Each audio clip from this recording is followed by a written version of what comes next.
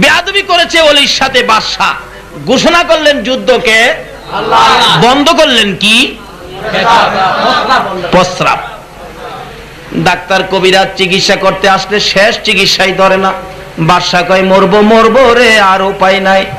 আচ্ছা, বোমার দরকার কি? প্রস্রাব দিলেই তো শেষ। তরবারির দরকার কি? প্রস্রাব বন্ধ করলেই শেষ। বাদশাকে বাঁচবো না। একজন তার উজির বলতেছেন, কর্মচারী বাদশা নামদার, নিজামুদ্দিন আউলিয়ার কাছে গেলেনি আপনার রোগটা ভালো হয়। তাহলে কার কাছে গেলে ভালো হয়? সহজে কইলাম, অলির নাম লয় না ওখানে মানুষ, যখন বিপদের আর শেষ নাই। এরপর ওই শাহজালালের বাংলাদেশ, এর আগে কইতো না। যাইতেছে, খবর নিয়ে গেছে, নিজামুদ্দিন বাদশা তো অসুস্থ, আপনারে যাইতে কইছে। কয় কি অসুস্থ? প্রস্রাব বন্ধ, খুব খারাপ, আপনারে যাইতে কইছে।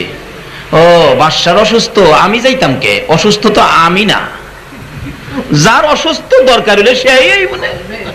তখন চারজনে কাঁদে লয়ে আনছে। কি বাদশা? বাবা বাবা, অহন বাবা ডাহে। বাদশা কয় বাবা আমার প্রস্রাব বন্ধ। আল্লাহর ওলি নিজামুদ্দিন আউলিয়া কয় বাবা প্রস্রাবের চিকিৎসা আমি করতে পারবো, কিন্তু অনেক পয়সা লাগবো। কত পয়সা লাগবো? আপনি পুরা বাদশাহীটা আমারে দিয়া লাইলে আমি চিকিৎসা করব। সুবহানাল্লাহ। বাদশা বলে আমার জীবন বাঁচছে না, আমি বাদশাহীতে কি করবো? আমার মইরা গেলে আমি বাদশাহীতে কি করবো? নিয়ে যান। কয় মুখে কইলে হইতো না, দলিল করে দেন।